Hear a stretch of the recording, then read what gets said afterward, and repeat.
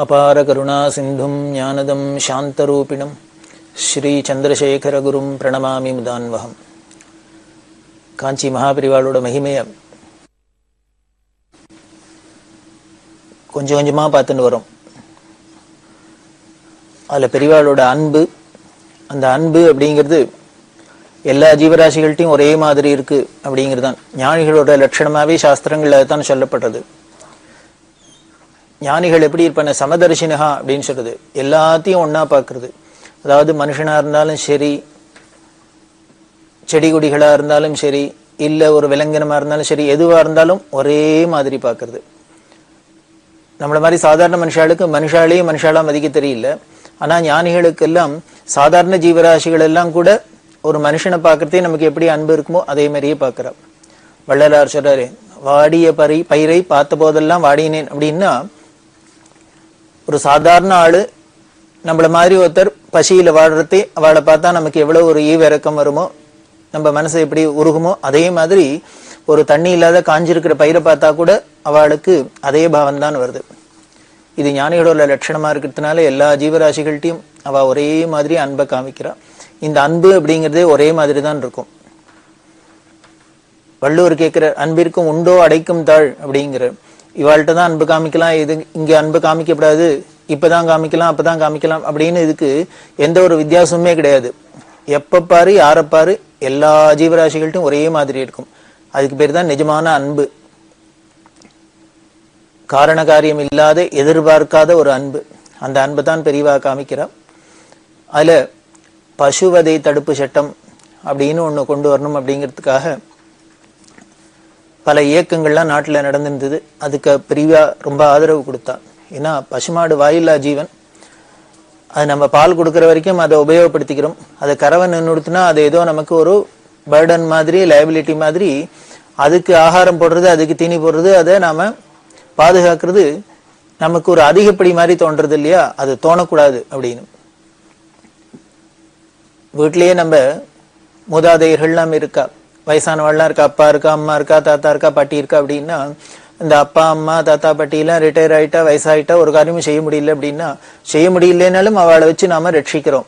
ரட்சிக்கிறது நம்ம கடமையா நினைக்கிறோம்.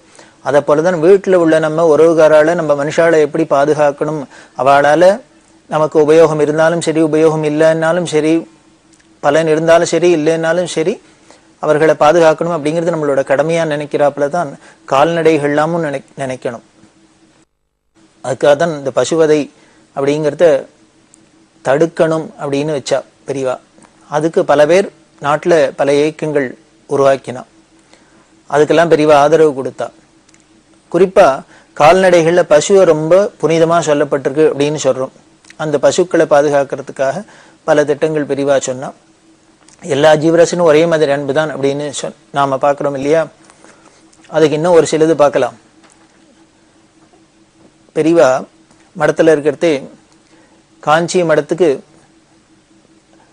சொந்தமான நிலங்கள்லாம் பல ஊர்ல பல இடங்கள்ல இருக்கு. பல ராஜாக்கள் பல பேர் அப்பப்போ அந்தந்த காலகட்டங்கள்ல மடத்துக்குன்னு சந்திரமௌலீஸ்வர பூஜை, மடத்துல உள்ள தர்ம காரியங்களுக்காக தானம் பண்ணினதெல்லாம் அங்கங்க நிறைவே கிடக்கு. அப்படி இருக்கிற ஒரு பகுதி கீழம்பி அப்படின்னு ஒரு இடம், காஞ்சிபுரத்துக்கு பக்கத்துல இருக்கு. கீழம்பி அப்படின்னு ஒரு கிராமம். அந்த கிராமத்தையே ராஜா அந்த காலத்துல ஆச்சாரியாளா, காமகோடி பீடத்துல ஆச்சாரியாளா இருந்தவருக்கு பூதானம் பண்ணினதெல்லாம் சொல்லப்படுறது. ரெக்கார்டெல்லாம் இருக்கு, கல்வெட்டெல்லாம் இருக்கு. அந்த கீழம்பியில மடத்துக்கு சொந்தமான நிலம், அதுல நிலக்கடலை போட்டுண்டா. நிலக்கடலை போட்டு அது அறுவடை ஆகி மூட்டை மூட்டையா நிறைய மடத்துக்கு வந்தது. அந்த மகசூல்லாம் வந்திருக்கு. பெரியவாள்கிட்ட சொன்ன மேனேஜர் வந்து சொன்ன, நிலக்கடலை எல்லாம் அறுவடை ஆகி வந்திருக்கு அப்படின்னு. பெரியவா பார்த்தா சரின்னு விட்டா. அதோட அதை பத்தி ஒன்றும் கேட்டுக்கல. ஒரு வாரம் கழிச்சு பெரியவா என்ன பண்ணா, தங்கிட்ட கைங்கிரம் என்ற ஒரு பையனை கூப்பிட்டு, ஏதோ நம்ம என்ன கீழம்பி நிலத்திலேருந்து நிலக்கடலை வந்ததுன்னு சொன்னார் மேனேஜர். அது இருக்கா இருந்தா கொஞ்சம் வாங்கிட்டு வா சாப்பிட்றதுக்கு அப்படின்னு. இந்த பையன் போய் கேட்டார் மேனேஜர்கிட்ட. மேனேஜர் என்ன பண்ணிட்டார், அதுக்குள்ள மடத்துக்கு நிலக்கடலை எல்லாம் வந்தது, அத்தனை மூட்டை மூட்டையா அவருக்கு நிலக்கடலை வச்சுன்னு என்ன பண்ண முடியும்? அதனால அவ என்ன பண்ணிட்டா, அதை எல்லாத்தையும் கடையில கொடுத்து வித்து என்கேஷா பண்ணியாச்சு. ஏன்னா பணம் தான் வேணும் அப்படிங்கிறதுனால எல்லா சாமானையும் வச்சுக்க முடியாது அப்படியே. நெல்லு முதலான சாமானா இருந்ததுன்னா உங்களுக்கு தினமே யூஸ் ஆகும். நிலக்கடையில எல்லாம் தினம் யூஸ் பண்ண போறது இல்லை, அது மூட்டை மூட்டையை அதை வச்சு என்ன பண்ண போறது, வீணா போயிட போறது அப்படின்னு அவர் கடையில விலைக்கு கொடுத்து அதை பணமா மாத்தியாச்சு. இது மாத்தினத்துக்கு பிறகு பெரியவா கேட்கிறா, கீழம்பி நிலத்துல விளைஞ்ச நிலக்கடலை விடணும், கொஞ்சம் சாப்பிட்றதுக்கு வேணும் அப்படின்னு. மேனேஜர் பார்த்து, என்னடா சோதனையா இருக்கு, முன்னால கேட்டிருந்தாலும் கொஞ்சம் எடுத்து வச்சிருக்கலாம், நம்ம அதுவும் இவ கேட்பான்னு தெரியாது, இப்ப சோதனையா கிழம்பி நிலத்திலேருந்து வந்த நிலக்கடலை வேணுங்கிறா, என்ன பண்றதுன்னு தெரியல அவருக்கு. அதனால என்ன பண்ணார், பெரியவாளோ கேட்காத பெரியவா கேட்கிறா, அதை இல்லைன்னு சொல்றதுக்கும் மனசு வரல. உடனே என்ன பண்ண, அந்த பையன்ட்ட இராசித்த நான் கொஞ்சம் ஏற்பாடு பண்ணி தரேன் அப்படின்னார். இவர் போனார், கடையிலேருந்து கொஞ்சம் நிலக்கடையில வாங்கி கொடுத்துட்டு வந்து, இதை கொண்டு பெரியவாள்கிட்ட கொடு, பெரியவா நிலக்கடலை தானே கேட்டா, இதை கொடு அப்படின்னு. அந்த பையன் கொண்டு வந்து கொடுத்தார். ஏன் இவ்வளவு நேரம் அப்படின்னு, தெரியல ஏதோ காரியமா இருந்தார், இப்பதான் கொடுத்தார். பெரியவா உடனே மேனேஜரை கூப்பிடு அப்படின்னா வந்தார். நான் கிழம்பி நிலத்துல விளைஞ்ச நிலக்கடலை கேட்டேன், நீ என்ன கொடுத்து அனுப்பிச்சிருக்க அப்படின்னு. இல்ல பெரியவா நிலக்கடலை கேட்டா கொடுத்துருக்கேன். நான் நிலக்கடலை நீ கொடுத்துருக்க இல்லைன்னு சொல்லல, நான் கேட்டது கிழம்பி நிலத்துல விளைஞ்ச நிலக்கடலைன்னு, நீ அதையா கொடுத்துருக்க அப்படின்னு. அவர் பார்த்தார், நம்ம ஏதோ கடையில வாங்கினது பெரியவா தெரிஞ்சுட்டா அப்படின்னு. உடனே விஷயத்த சொன்ன, அதை வித்தாச்சு அதனால கொடுக்கல, இப்ப வாங்கிட்டு வந்து கொடுத்துருக்கேன். இல்ல இல்ல அப்படின்னா, எனக்கு அங்க நிலத்துல விளைஞ்சதுதான் வேணும்னு கேட்டேன், அது இல்லைன்னா இல்லைன்னு சொல்லிருக்கலாம், அதுக்காக நான் கேட்டதை இல்லைன்னு சொல்லப்படாது அப்படிங்கிறதுக்காக நீ இது மாதிரி எல்லாம் பண்ணணும் அப்படின்னு அவசியம் இல்லை அப்படின்னு. சரி விட்டாச்சு, போயிட்டார். இருந்தாலும் மேனேஜருக்கு ரொம்ப மனசு தாபமா இருந்தது, பெரியவா கேட்டு இல்லைன்னு சொல்றமே இல்லைன்னு சொல்லுமே. அதனால என்ன பண்ணினார், அந்த பையனையும் அழிச்சினார், நேர கிழம்பி நிலத்துக்கு போனார். அங்க போய் ஏதானும் ஒரு 10 நிலக்கல்யாணம் அந்த நிலத்துல இருந்ததுனால் அதை கொண்டு பெரியவாளுக்கு அர்ப்பணம் பண்ணும் அப்படிங்கிறதுக்காக போய் தேடி பார்த்தார். இல்ல, அப்படி தேடுறதே ஒரு பெரிய எலிப்பொந்து இருந்தது. அந்த எலிப்பொந்துக்குள்ள பெருசு பெருசா பெருச்சாள் இருக்கு, எலிப்பொந்துன்னா பெருசா இருக்கு. பார்த்தா எதேச்சியா அது வாயில கடலை தெரிஞ்சது. கடலை தெரியறதுன்னு இவருக்கு சந்தோஷம், என்னமோ இதுக்குள்ள இருக்கு போல இருக்கு அப்படின்னு. உடனே ஆளை கூப்பிட்டார், இந்த பாறையால இந்த பொந்த தோண்ட சொன்னார், வெட்ட சொன்னார். உடைச்சு பார்த்தா உள்ளுக்குள்ள ஒரு மூட்டை நிலக்கடலை இருக்கும் போல இருக்கு. இந்த எலி எல்லாம் எடுத்துன்னு போய் அதுக்குள்ள சேர்த்து வச்சிருக்கு. அவருக்கு ஒரே சந்தோஷம், இவ்வளவு நிலக்கடலை கிடைச்சிருத்தேன்னு. அதுல இருந்து இத்தனை எடுத்துட்டார், மூட்டையை கட்டிட்டார், வந்து பெரியவாள்கிட்ட கொடுத்தார். பெரியவா அப்ப இல்லைன்னா இப்ப ஏதுன்னா, இல்ல இல்ல இது கிழம்பி நிலத்துல விளைஞ்சது அப்படின்னா, இது என்னமோ நடந்திருக்கு அப்படின்னு பெரியவாளுக்கு சந்தேகம் வந்துருத்து. அதனால மேனேஜரை அனுப்பிச்சுட்டா, அவர் ஏதோ சொல்றதுக்கு தயங்குற, ஏதோ நம்மள்ட்ட மறைக்கிறார் அப்படின்னு அவரை அனுப்பிச்சுட்டா. அப்புறம் இந்த பையனை அனுப்பிச்சிருந்தாலே போய் கள்ள வாங்கிடுவான்னு, அந்த பையன்ட்ட முள்ள பேச்சு கொடுக்குறாப்புல பெரியவா விசாரிச்சா, ஆமா முதல்ல மேனேஜர் இல்லைன்னு, அப்புறம் இப்ப வந்துடுத்து, எப்படி கிடைச்சது அப்படின்னு, ஏன் இவ்வளவு லேட்டு அப்படின்லாம் ஏதோ பேச்சு கொடுக்கறதே. அந்த பையன் ரொம்ப சாது பாவம், என்ன பண்ண நடந்த விஷயம் எல்லாத்தையும் சொல்லிட்டான். மாமாவோட கிழம்பி நிலத்துக்கு போனோம், அங்க தேடி பார்த்தோம் கிடைக்கல. அப்ப உடனே ஒரு எலிப்பந்து பார்த்தோம், அதுல துளி கடலை தெரிஞ்சது, எட்டி பார்த்தாப்புல இருந்து, உடனே உடைச்சு பார்த்தா நிறைய இருந்தது, அதுல இருந்து எடுத்து. அப்படியா அப்படின்னா, சரி விட்டுட்டாத்தோட. உடனே திருப்பி மேனேஜரை கூப்பிட்டு பெரியவா சொல்றான், கடையில போய் 1 முட்டை 2 முட்டை நிலக்கடலை எல்லாம் வாங்கிட்டு சொல்லும், வண்டியை கட்டு, வண்டியில ஏத்துவி, நாம எல்லாரும் இப்ப கீழம்பிக்கு போறோம் அப்படின்னு. அவர் எதுக்கு அப்படின்னு, போறோம் அப்படின்னு. இங்க கீழம்பிக்கு பெருசா வண்டியில நிலக்கடலை எல்லாம் ஏத்திருக்கு, வெளியில இருந்து வாங்கின நிலக்கடலை மூட்டையெல்லாம் ஏத்திருக்கு.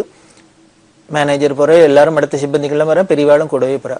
போய் அங்க என்ன பண்ணினா, ஒவ்வொரு எலிப்புந்தா பார்த்து இந்த வேர்க்கடலையே போட சொல்றா.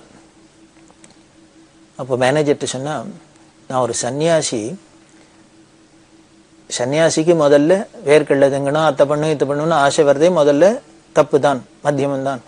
இருந்தா கூட ஏதோ நம்ம நிலத்துல விளைஞ்சது இன்னைக்கு மூட்டையா வந்திருக்குன்னு சொன்னாலே அதுல ஏதானு 2 எப்படி இருக்குன்னு பாக்கலாங்கிறதுக்காக கேட்டேன். அது இல்லைன்னா இல்லைன்னு சொல்லியிருக்கலாம், எனக்கு இல்லைன்னு சொல்லக்கூடாது நான் கேட்டு அப்படிங்கிற ஒரு என்கிட்ட இருக்கிற பிரியத்தினால நீங்க என்ன பண்ணிருக்கு, இங்க வந்து எலிப்பந்தை உடைச்சு எடுத்த.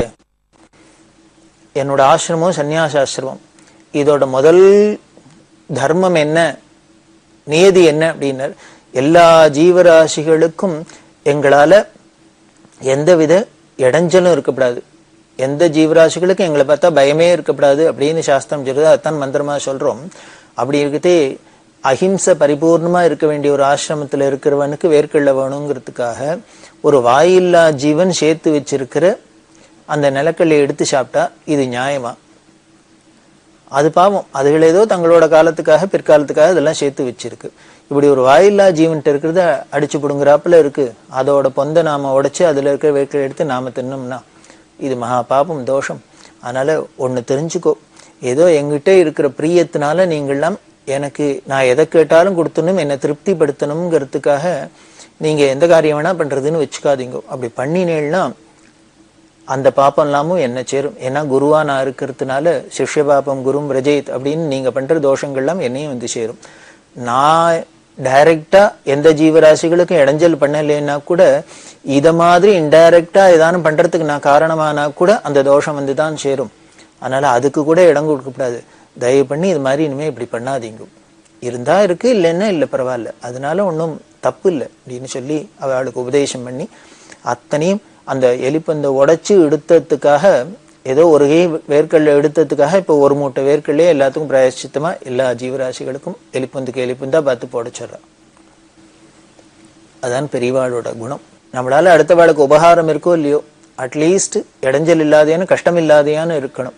அப்படி நாம ஒவ்வொருத்தரும் இருக்கிறதுன்னு தீர்மானம் பண்ணின்னு விட்டாலே போறோம். நாட்டுல ஏதானும் பிரச்சனை இருக்குமோ, இத்தனை தீவிரவாதம் இருக்குமா, இவ்வளவு கஷ்டங்கள் இருக்குமா, அது இருக்குமா, இது இருக்குமா, ஒண்ணுமே இருக்காது. எல்லோரும் அமைதியா இருக்கலாம், சாந்தமா இருக்கலாம், ஆனந்தமா இருக்கலாம்.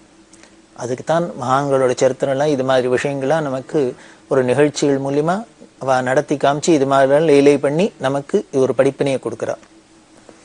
அப்படிதான் பெரியவா எலிகளுக்கு எல்லாமும் விருந்து வைக்கிறா. இன்னும் பல ஜீவராசிகளுக்கு பெரியவா ஒரு இடத்துல உட்கார்ந்துட்டு இருக்கா. ஒரு மரத்தடியில உட்கார்ந்தா அதுக்கு பக்கத்துல எறும்பு பொந்து போல இருக்கு. அந்த எறும்பு புத்துலேருந்து நிறைய நெருப்பெரும்பு வந்து பெரியவா பாட்டுக்கு பேசிட்டு இருக்கா. காலில் மொச்சு இருக்கு. நூறுணி அனந்தகிருஷ்ண சாட்சியில் அப்படின்னு அவரோட பொண்ணு செல்லம்மா அப்படின்னு அந்த மாதிரி தப்புல நின்று பார்த்துட்டு இருக்கா. பார்த்தா பெரியவா கால் முழுக்கலும் நெருப்பெரும்பு மொச்சு இருக்கு. நெருப்பெரும்பு ஒரு எறும்பு கடிச்சாலே நம்மளால தாங்காது. நூற்றுக்கணக்கான நெருப்பெரும்பு காலில் மொச்சுருந்தா அந்த அம்மாவுக்கு தாங்கல. அந்த அம்மா அலறிட்டு பெரியவாள்கிட்ட சொல்றா, ஐயோ கால் முழுக்கலும் எறும்பு வச்சிருக்கு, பெரியவா காலை உதறணும் எல்லாம் தட்டி விட்டுக்கணும் அப்படின்னா பெரியவா சிரிச்சுட்டே, நீ சிம்பிளா சொல்லிட்ட, ஈஸியா, என்னால என் காலை பிடிச்சுட்டு இருக்கு, அதை என்னால உதற முடியலையே அப்படின்னு. அந்த அம்மா ரொம்ப சொல்லி ஆச்சரியப்படுவோம். பெரியவா சொல்றா, இந்த எறும்பெல்லாம் வந்து காலை பிடிச்சுன்னு இருக்கா, அவரால் உதற முடியலையா. அதாவது காலை சரணம்னா வந்து விழுந்திருக்கு. அது ஏதோ அதோட சுவாவம் வந்து காலை முக்கிறது கடிக்கிறதுக்கு. அப்படி தன் காலை பிடிச்சு கடிக்கிறதுக்குன்னு காலை பிடிச்சா கூட இந்த எறும்பெல்லாம் எப்பேற்பட்ட புண்ணியசாலிகளா இருக்கணும், என்ன புண்ணியம் பண்ணி இருக்கணும். நம்மள மாதிரி சாதாரண மனுஷா காலை வந்து பிடிச்சு கடிக்கிறதுக்கு வந்ததுன்னா ஆன் த ஸ்பாட் அது க்ளோஸ் ஆகிருக்கும். பரமாத்மாவான அன்பே சிவமான அவளோட பெரியவா காலை பிடிச்சதுனால அதுகளுக்கெல்லாம் பரம பாக்கியம். பெரியவா சொல்றா, என் காலை பிடிச்சிருத்து, அதனால என்னால உதற முடியல அப்படின்னு. ராமாயணத்திலேயும் ராமரதான சொல்ற, எல்லாம் எத்தனை ஜீவராசிகளுக்கு எல்லாருக்கும் சரணம் கொடுக்குற. அதுல என்ன சொல்ற, ஒரு பிரதிஜை மாதிரியே சொல்ற, என்ன ஒரு தரம் நீ தான் கதி அப்படின்னு என்கிட்ட வந்துட்டா போறோம், அவளை கைவிட மாட்டேன், இது என்னோட விரதம் அப்படிங்கிற. சகிருதேவ பிரபன்னாய அப்படிங்கிற ஒரு தரம் போறோம் என்கிட்ட, நீ தான்ப்பா கதி அப்படின்னு வந்து என்கிட்ட சரண்டர் ஆயிட்டா அவளை என்னால கைவிட முடியாது, இது என்னோட ஜென்ம விரதம் அப்படின்னு சொல்றாரு இல்லையா. அதே ராமச்சந்திரமூர்த்தியோட மறு அவதாரமான பெரியவாளும் இந்த எறும்பெல்லாம் கடிக்க வந்தா கூட ராமரானும் நீ சரணாகதின்னு வந்தா போறோம், ஒரு தரம் சரணாகதின்னு வந்துட்டாதான் காப்பாத்தேன்னு. இங்க பெரியவா அவதாரத்துல என்னென்ன அதையும் தாண்டி போயிடுத்து. அதை ஹிம்சை பண்ணணும் அப்படின்னு வந்தா கூட அதுக்கும் சரணாகதி கொடுத்து அதுக்கும் பாதுகாப்பு கொடுக்குறா, அதுக்கும் அனுகிரகம் பண்றது அப்படிங்கிறது பெரியவாளோட ஸ்பெஷாலிட்டி. காரணம் என்ன, எறும்போட குணம் கடிக்கிறது தான். அது அதோட சுபாவம் இப்படிதான் இருக்கு. நமக்கு வேணா அது இடைஞ்சலா இருக்க வேண்டிய, கொசுன்னா கடிக்கத்தான் கடிக்கும், ஈன்னா மொக்கத்தான் மொக்கும், எறும்புனா கடிக்கத்தான் கடிக்கும். அதாவது ஒவ்வொருத்தருக்கும் ஒவ்வொரு ஜீவராசிகளுக்குன்னு ஒரு சுபாவம் ஈஸ்வர சிருஷ்டியில இருக்கு. அந்தந்த சுபாவப்படி அது நடந்துக்கிறது. அது நமக்கு பிடிச்சிருக்கு, பிடிக்கல, சரிப்பட்டு வருது, சரிப்படல அப்படிங்கிறதான் விஷயமா இருக்கு. நம்மளோட காரியம் கூட தான் பல பேருக்கு பிடிக்காத இருக்கலாம். நாம கொசு விலையை கட்டின்டா கொசுக்களுக்கெல்லாம் பிடிக்காத இருக்கலாம், அதெல்லாம் நம்மளை சபிக்கலாம். என்னைய அது ஒத்தம் கூட நம்மள ரத்தத்தை குடிக்க விடாத நம்ம சாப்பாட்டை ஆகாரம் பண்ண விடாத இவெல்லாம் நம்மளை பட்டினி போடுறாளே அப்படின்னு அதுகளுக்கெல்லாமும் கோவம் வரலாம் இல்லையோ. கொசு அப்படின்னு ஒண்ணு ஞாபகம் வருது. பெரியவா நாளைக்கு ராத்திரி மடத்துல படுத்துட்டு இருக்கிற பெரியவாளை திடீர்னு பார்த்தா பக்கத்துல படுத்துருந்த இடத்துல காணும். ஆளை காணணும்னு பக்கத்துல இருந்த அசிஸ்டன்ட் அவருக்கு என்ன ஏது பெரியவா எங்க போயிட்டா, திடீர்னு இங்கேனா அங்க போயிடுவா இங்க போயிடுவா, யாத்திரை பண்றாளா, ஜபத்துக்கு போயிருக்காளா புரியல. பாக்குறாரு, கவலை வந்துடுத்து, பெரியவாளை எங்கேயோ காணுமே அப்படின்ட்டு பாதுராத்திரியில. உடனே அக்கம் பக்கத்துல இருந்த ஒருத்தர் 2 பேரும் மொள்ள எழுப்பி பார்த்தார், பெரியவாளை காணும் பெரியவாளை காணும். இப்ப கொஞ்சம் தேட ஆரம்பிச்சா. இப்படி தேடினா பின்னால மடத்துல பெரிய தோட்டம், அந்த தோட்டத்துல மாட்டுக்குட்டாய் இருக்கு. அந்த மாட்டுக்குட்டாயில ஒரு ஒட்டு திண்ணை. அந்த ஒட்டு திண்ணையில அந்த காலத்துல எலக்ட்ரிக் லைட் எல்லாம் கிடையாது, ஏதோ விளக்கு ஏற்றி வச்சிருக்கு, அரிக்கன் விளக்கு ஏற்றி வச்சிருக்கு. அந்த மங்கலான வெளிச்சத்துல யாரோ படுத்துட்டு இருக்கிறாப்புல தெரிஞ்சது. அந்த ஒட்டு திண்ணையில யாரோ படுத்துட்டு இருக்காளேன்னு கிட்டக்க போய் பார்த்தா பெரியவா படுத்துட்டு இருக்கா. எப்படி படுத்துட்டு இருக்கா, அந்த காட்சி எப்படி இருந்தது அப்படின்னா, வெறும் கௌபீனத்தோட பெரியவா படுத்துட்டு இருக்கா. உடம்பு முழுக்கல ஆயிரக்கணக்கான கொசு அப்படியே மொச்சு இருக்கு. ஆனா பெரியவா ஆடல்ல அசையல, அப்படியே பிசாத இருக்கா. ஏன்னா உள்ளுக்குள்ள பிராணன் இருக்கா இல்லையான்னு கூட நமக்கு சந்தேகம் வர அளவுக்கு கட்ட மாதிரி ஸ்தான வேணமஹா அப்படின்னு ஸ்தானம் மாதிரி படுத்துன்னு இருக்கா. அப்படி கொசுக்கெல்லாம் மொச்சுன்னு இருக்கு. இத பார்த்தோன்னே கூட இருந்தவருக்கு ரொம்ப தாங்கல. யோ அப்படின்னு கத்தினர். இந்த இவர் கத்தினோடனே பெரியவா முழிச்சுன்னு விட்டா. முழிச்சுன்னு பார்த்தா பக்கத்துல எல்லாரும் வந்திருக்கா. உடனே இந்த கத்தல் கேட்டு எல்லாரும் வந்துட்டா. லைட் எல்லாம் வந்து பார்த்தா பெரியவா எந்தன உட்காந்துட்டா. எல்லாரும் கேட்டா, எதுக்கு பெரியவா இந்த ஒட்டு திண்ணையில இந்த கொசுவில வந்து படுத்துட்டு இருக்கா? உள்ளுக்குள்ள சௌக்கியமா மடத்துல இத்தனா பெரிய மடம், நாங்கெல்லாம் சௌரியமா படுத்துட்டு இருக்கோம், பெரியவா அங்க வந்து படுத்துக்க கூடாதோ? ஏன் இங்க வந்து படுத்துட்டு, அதுவும் இப்படி மேல ஒரு துணியை இடையே கூட போத்திக்கல, வெறும் கௌபீனத்தோட படுத்துட்டு இருக்கா. இப்படியோ கொசுவோ மொச்சு கிடக்கு, உடம்பு என்னத்துக்காருது அப்படி இல்லாம சொன்னா பெரியவா சொல்றா, இல்ல இல்ல நான் உள்ளதான் படுத்திருந்தேன், தூக்கம் வரல. இப்படி யோஜனை பண்ணி பார்த்தேன், ஈஸ்வரன் உலகத்துல எத்தனை ஜீவராசிகளை சிருஷ்டி பண்ணியிருக்காரு அப்படின்னு பார்த்தேன். இப்படி பல ஜீவராசிகள், பிரம்மாலேருந்து ஆரம்பிச்சு புழு பூச்சியிலேருந்து ஈயரும்புலேருந்து எத்தனையோ விதவிதமான ஜீவராசிகள் எல்லாம் இருக்கு. இத்தனை ஜீவராசிகளையும் படைச்ச பகவான் என்ன பண்ணா, அத்தனைக்கும் ஒரு ஆகாரத்தையும் படைச்சிருக்கு. ஏதானும் ஒரு பிராணிக்கு ஒரு ஜீவனுக்கு என்ன சாப்பிட்றதுன்னு புரியல, நமக்குன்னு ஒரு சாப்பாடு பகவான் படைக்கலையே அப்படின்னு சொல்றாப்புல இருக்கோ? இல்லை, எதுவா இருந்தாலும் எந்த ஜீவராசியா இருந்தாலும் அதுக்குன்னு ஒரு ஆகாரமும் இருக்கு. இப்ப மனுஷனுக்கெல்லாம் நெல்லு, பூமியில நெல்லு விளையிறது, மனுஷனுக்கெல்லாம் அதுல இருக்கிற அரிசியை எடுத்துக்கிறான் அப்படின்னா அதுல வர அந்த வைக்கெல்லாம் உடனே மாடெல்லாம் எடுத்துக்கிறது. இப்படி ஒண்ணுத்துக்கு ஒண்ணு ஏதோ ஒருத்தருக்கு வேண்டாங்கிறது இன்னொருத்தருக்கு வேணுமா இருக்கு, இன்னொருத்தருக்கு வேணுங்கிறது இன்னொருத்தருக்கு வேண்டாமா இருக்கு. இத மாதிரி என்னெல்லாமோ ஒரு அழகான ஒரு ஏற்பாடுல ஈஸ்வரன் சிருஷ்டி பண்ணியிருக்காரு. இப்படி எல்லா ஜீவராசிகளுக்கும் ஆகாரத்தையும் சிருஷ்டி பண்ணிட்டார். ஆகாரத்தை சிருஷ்டி பண்ணினத்தினாலே எல்லா ஜீவராசிகளும் அன்னன்னைக்கு வயிறு ரொம்பறதுக்கு எப்படியான பாடுபட்டு சாப்பாட்டுக்கு ஏதோ சம்பாதிச்சு ஆகாரம் பண்ணிடுறது, வயிற்றை ரொப்பிக்கிறது, உயிரை வளர்த்துக்கிறது. ஆனால் இப்படி ஒவ்வொரு ஜீவராசிக்கும் என்னென்ன சாப்பாடுன்னு பார்த்து இந்த கொசு ஞாபகம் வந்தது. இந்த கொசுக்கு என்ன ஆகாரம் படிச்சிருக்காரு பகவான் அப்படின்னு, ரத்தம் தான், மனுஷாலோட ரத்தம் தான். அது வேற ஒன்றும் சாப்பிட முடியாது. ஏதானும் வடை சாப்பிட முடியுமா, இட்லி சாப்பிட முடியுமா? ஒன்றும் சாப்பிட முடியாது. ரத்தத்தை தான் குடிக்கலாம். ஆனால் அதுக்கு ஆகாரமோ வேற ஒன்றும் ஆல்டர்னேட் ஒன்றும் கிடையாது. எல்லாருக்கும் ரத்தம் தான் இருக்கு, எல்லாரோட ரத்தம் தான் அதுக்கு ஆகாரம்னு. ஆனால் உலகத்துல எல்லாரும் என்ன பண்றான்னு, இந்த கொசுவை தான் வஞ்சனை பண்றா, அதை மட்டும் சாப்பிட விடாத பட்டினி போடுறா.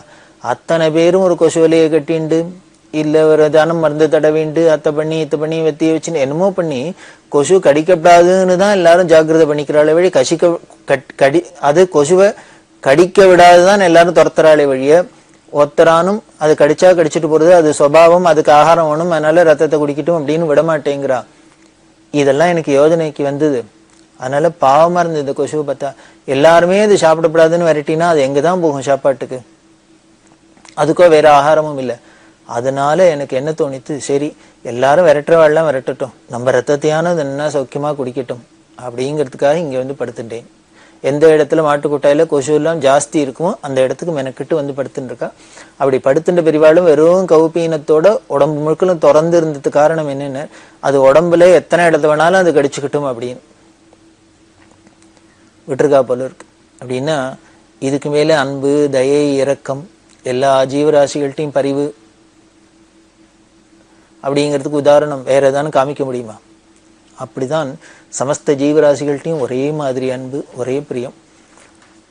இப்படி பல ஜீவராசிகளுக்கு பெரியவா அனுகிரகம் பண்றது பார்க்கிறோம். இதோ நமக்கெல்லாம் தான் அனுகிரகம் பண்றதுக்காக இப்படி ஒரு அவதாரம் பண்ணி பெரியவா வந்திருக்கா அப்படின்னு இல்லை. எல்லா ஜீவராசிகளுக்கும் அனுகிரகம் பண்றதுக்கு தானே வந்திருக்கா.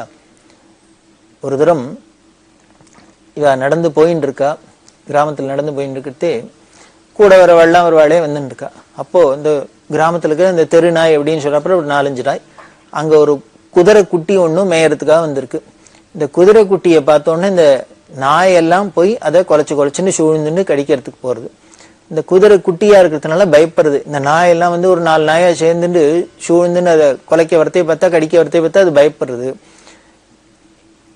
இப்படி இந்த குதிரை குட்டி மெரல இப்படி ஓடினா அங்க துரத்தின்னு வருது, அப்படி ஓடினா இங்க துரத்தின்னு வருது. இந்த நாய்கள்லாம் துரத்துறது பார்த்தா கூட வந்த ஒருத்தருக்கு பாவம் அன்பு அவருக்கு. இந்த குதிரை குட்டி இப்படி நாய்கள்கிட்ட மாட்டின்னு திண்டாடுறது அப்படின்னு இந்த குதிரையை காப்பாற்றணும் அப்படிங்கிறதுக்காக என்ன பண்ணார், ஒரு கல்லை எடுத்து நாய்கள் மேல அடிச்சார். நல்ல வேளை நாய் ஒன்றும் படல.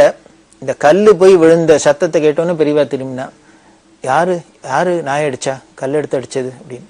உடனே அடிச்சவர் நான் தான் அடிச்சேன் அப்படின்னு. ஏன் அடிச்சேன் அப்படின்னு. இல்ல அந்த வாயில்லா ஜீவன் இந்த குதிரையை போய் இந்த நாயெல்லாம் இப்படி பண்றது, சிரமப்படுத்துறது, அதனால இந்த குதிரை தப்பிச்சுக்கிடுவேங்கிறதுக்காக அடிச்சேன் அப்படின்னு. உடனே பெரியவா சொல்றா, நல்ல கதையா இருக்கு. குதிரை வாயில்லா ஜீவன்னா நாயெல்லாம் மட்டும் வாயில்லா ஜீவனா?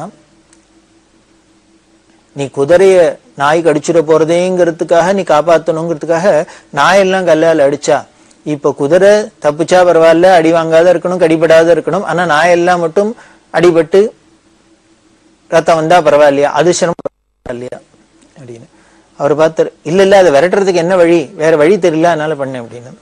நான் சொல்றேன் வழி அப்படின்ட்டு என்ன பண்றா, இப்ப வர வழியில கடையெல்லாம் பார்த்தியலோ, அங்க பிஸ்கெட் ஏதான் இருந்தா எடுத்துட்டு வாங்கிட்டு வா அப்படின்னா. ஒரு 2-3 பாக்கெட் பிஸ்கெட் வாங்கிட்டு வச்சுன்னா, வாங்கிட்டு வந்தா நீ அந்த பக்கமா போ, நாயெல்லாம் ரோட்ல இந்த பக்கம் இருக்கிறது, அந்த பக்கம் போ, இந்த நாயெல்லாம் பாக்குறாப்புல நீ இந்த பிஸ்கெட்டை பிரிச்சு போடும், கீழே போட்டா நாயோட குணம் தானே ஓடி வந்துடும் அப்படின்னு. அதே மாதிரியே ஒரு 2 பாக்கெட் பிஸ்கெட் வாங்கிட்டு வந்து எல்லாத்தையும் அப்படி பிரிச்சு போட்டாரோ இல்லையோ, சொச்சோன்னு நாயெல்லாம் ஓடி வந்துடுத்து. அந்த குதிரையை விட்டுது, எல்லாம் நேரம் இங்க வந்துடுத்து இந்த பிஸ்கெட்டை திங்க. இந்த நாயெல்லாம் இந்த பக்கம் ஓடி வந்தோடனே குதிரை தப்பிச்சேயம் போச்சுன்னு ஓடியே போயிடுத்து. இப்ப பெரியவாசுரா பத்தியா, கல்லை எடுத்து அடிச்சு நாய்க்கு அடிபட்டுன்னு குதிரை தப்பிக்கிறத விட இது மாதிரி பிஸ்கெட் வாங்கி போட்டு ஏதாவது பண்ணியிருந்தீங்கன்னா இப்ப நாய்க்கும் பாதகம் இல்லாத இருக்கு, குதிரைக்கும் பாதகம் இல்லாத இருக்கு, 2 ஜீவராசிகளும் ஒரு கஷ்டமும் இல்லாத இருக்கு இல்லையா, இப்படி பண்ணலாமோ இல்லையோ அப்படின்னு. அந்த பக்தருக்கு ரொம்ப கண்ணில் தண்ணி வந்துடுத்து. பெரியவாளை நமஸ்காரம் பண்ணு, வாஸ்தவம் தான், இப்படிதான் பண்ணணும். நாம என்னமோ யாருக்கோ ஒருத்தருக்கு நல்லது பண்றோம் அப்படின்னு நினைச்சுன்னா அதனால இன்னொருத்தருக்கு என்ன கெடுதல் வரும்ங்கிறது கவனம் இல்லாத இருக்கும். பெரியவாள்கிட்டேருந்து இப்படி கத்துனேன். பெரியவா மாதிரி ஞானிகளால தான் யாருக்குமே ஒரு இடைஞ்சல் இல்லாத எல்லாருக்கும் நல்லதை பண்ண முடியும். அப்படின்னா நமாமி பகவத்பாத சங்கரம் லோக சங்கரம் அப்படின்னு சொல்லியிருக்கேன். உலகம் முழுக்கல எல்லாருக்கும் நல்லது பண்றதுக்குன்னே ஒரு சங்கர அவதாரம் இல்லையா, அப்பேற்பட்ட பெரியவா அப்படின்னு சொல்லி அவர் இன்னுமே இப்படி பண்றதுக்கு கத்துக்கிறேன் அப்படின்னு. இதுலேருந்தெல்லாம் நமக்கும் பாடம் கத்துக்கிறோம். நம்ம பண்ற காரியங்கள்னால எல்லாருக்கும் நல்லதாவே இருக்கணும், அட்லீஸ்ட் யாருக்கும் இடைஞ்சல் இல்லாதையானு இருக்கட்டும் அப்படிங்கிறத நாம ஒரு பாடமா எடுத்துட்டு மேற்கொண்டு பார்க்கலாம்.